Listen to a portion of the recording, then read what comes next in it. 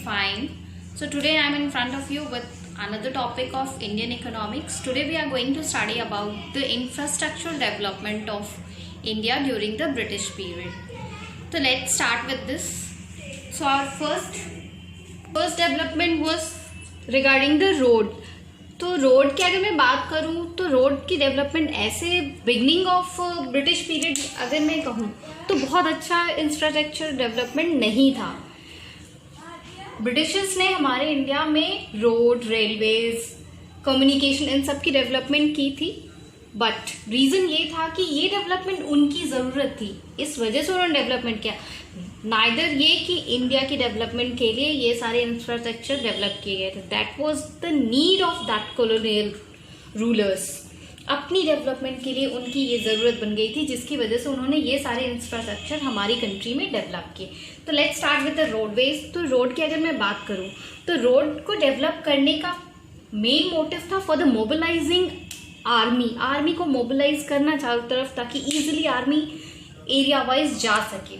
Second thing was drawing out the raw materials, क्योंकि हम जानते हैं already we have started India से ब्रिटिशर्स रॉ मटीरियल्स लेके जाते थे for the industries in their own country, और वहाँ से फिनिश गुड वो मैन्युफैक्चर करके लेके आते थे और हमारी ही कंट्री में उसका ट्रेड करते थे, उसको सेल करते थे.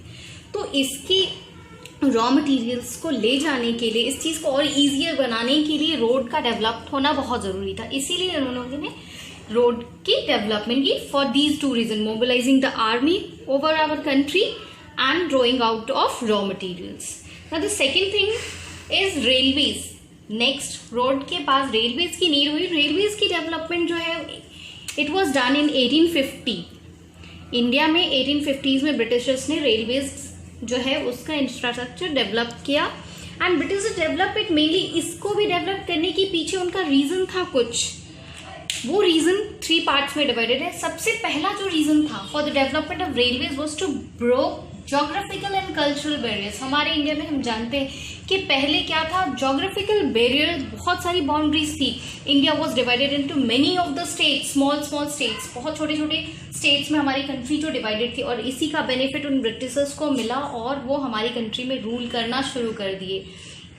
उनकी जो पॉलिसी थी डिवाइड एंड रूल पॉलिसी, वो बहुत ज़्यादा कारगर साबित हुई हमारे इंडिया में, और यही रीज़न था कि इंडिया में उन लोगों ने इतने सालों तक राज किया. तो ये जो जोग्राफिकल ये था उसको ब्रोक करने के लिए रेलवेज डेवलप हुई ताकि इजीली एक स्टेट से दूसरे स्टेट या लॉन्ग डिस्टेंस जो है उसको ट्रेवल किया जा सके. एंड कल्चरल बैरियर्स, जब जोग्राफिकल बैरियर्स ब्रोक होंगे तो डेफिनेटली कल्चरल बैरियर्स भी धीरे धीरे ब्रोक होंगे. तो ये पहला रीजन था रेलवेज को डेवलप करने का. Second thing, to earn profit through foreign trade by linking railways with major parts. India के मेजर पार्ट्स को लिंक करना विद अदर कंट्रीज ज़रूरी हो गया था, क्योंकि यहाँ से रॉ मटेरियल जाने के बाद इंडिया से रॉ मटेरियल ले जाने के लिए भी टू द अदर कंट्रीज, अपनी कंट्री में ले जाने के लिए उनको रेलवे चाहिए था, क्योंकि रोडवेज बहुत दूर तक तो नहीं ट्रेवल हो सकते. रोडवेज की हेल्प से वो स्टेट टू स्टेट ट्रांसफर ज़रूर कर सकते थे, बट टू कंट्री डेवलप करने के लिए रेलवेज चाहिए ही था. तो इसलिए उन लोगों ने रेलवेज की डेवलपमेंट की. नेक्स्ट रीजन जो था वो for the development of railways was to make profitable investment of British fund in India. ये जो थर्ड रीजन है इसलिए था क्योंकि वो ब्रिटिश फंड अपनी कंट्री के फंड को यहाँ हमारे इंडिया में इन्वेस्ट करके और ज़्यादा प्रॉफिट अर्न करना चाहते थे, इंडिया से इनकम अर्न करना चाहते थे, जिस वजह से उन्होंने ये रेलवे की डेवलपमेंट की. तो these are the 3 main reasons for the development of railways in India during the colonial period. Next अगर मैं बात करती हूँ तो एयर एंड वाटर ट्रांसपोर्ट, इसकी कोशिश ज़रूर हुई इंडिया में डेवलप करने, क्योंकि एयर और वाटर ट्रांसपोर्ट अगर डेवलप हो जाता उस टाइम में बहुत अच्छे से तो इसका बहुत बड़ा बेनिफिट ब्रिटिशर्स को मिलता. That this make the work of transporting raw materials from India to their country very very easier. इस वजह से उनकी कंट्री में रॉ मटेरियल्स बहुत ईजिली और बहुत कम टाइम में पहुंच सकता था. But because of some coastal and other problems ये बहुत ज़्यादा सेटिस्फैक्ट्री डेवलपमेंट नहीं हुआ हमारी कंट्री में. इंडिया में ये बहुत अच्छे से डेवलप नहीं हो पाया. नेक्स्ट अगर मैं बात करूँ communication, the most important thing, communication जो है हर चीज़ के लिंक को जोड़ता है. बिना इसके आज की टाइम में हम जानते हैं कम्युनिकेशन कितना इंपॉर्टेंट है. घर बैठे भी गेटिंग, हम किसी से भी कनेक्ट हो सकते हैं, हम हर तरह की डीलिंग कर सकते हैं, तो उस वक्त भी कम्युनिकेशन बहुत इंपॉर्टेंट था।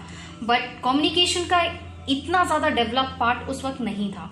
तो उस वक्त कम्युनिकेशन के तौर पे इलेक्ट्रिक टेलीग्राफ की डेवलपमेंट ब्रिटिशर्स ने हमारी कंट्री में की, जिससे ये जो इलेक्ट्रिक टेलीग्राफ डेवलप हुआ, it introduce at a high cost. इसको डेवलप करने के लिए बहुत ज़्यादा पैसे खर्च हुए, बट क्योंकि ये उनके लिए ज़रूरी था, इसकी डेवलपमेंट बहुत ज़रूरी थी उनके लिए, ताकि कंट्री टू कंट्री का मैसेज ईजिली और बहुत लेसर टाइम में पहुंच सके, इसके लिए उन लोगों ने इलेक्ट्रिक टेलीग्राफ जो है उसकी डेवलपमेंट की to serve the purpose of maintaining law and order. And इसके साथ साथ लॉ एंड ऑर्डर मेंटेन करना, क्योंकि यहाँ कंट्री में ब्रिटिशर्स का रूल होने की वजह से जो भी, जैसे कोई भी क्राइम हो या कुछ भी हो ऐसे, तो मेनली उनके ही डिसीजंस हर तरह फॉलो होते थे। बहुत रेयरली शायद ही कहीं ऐसा होता था कि इंडियंस की व्यूज़ लिए जाते थे, हर चीज़ में डिसीजन उनका होता था, लॉ एंड ऑर्डर भी उनके द्वारा ही मेंटेन किया जा रहा था। तो ये लॉ एंड ऑर्डर मेनली वहाँ की क्वीन जो थी वो हैंडल करती थी, उनके ऑर्डर्स के अकॉर्डिंग सब कुछ फॉलो होता था।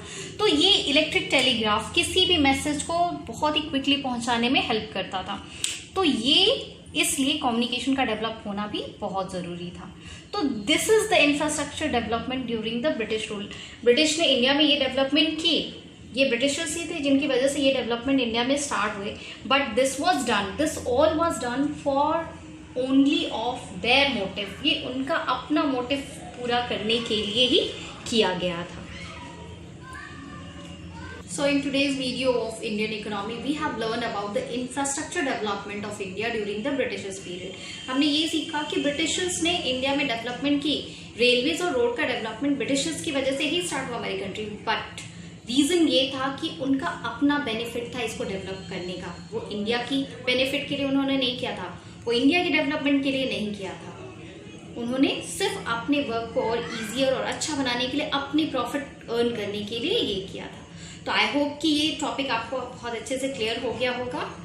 So like this video, subscribe my channel, and thanks for watching this video. Be safe and healthy at your home. Thank you.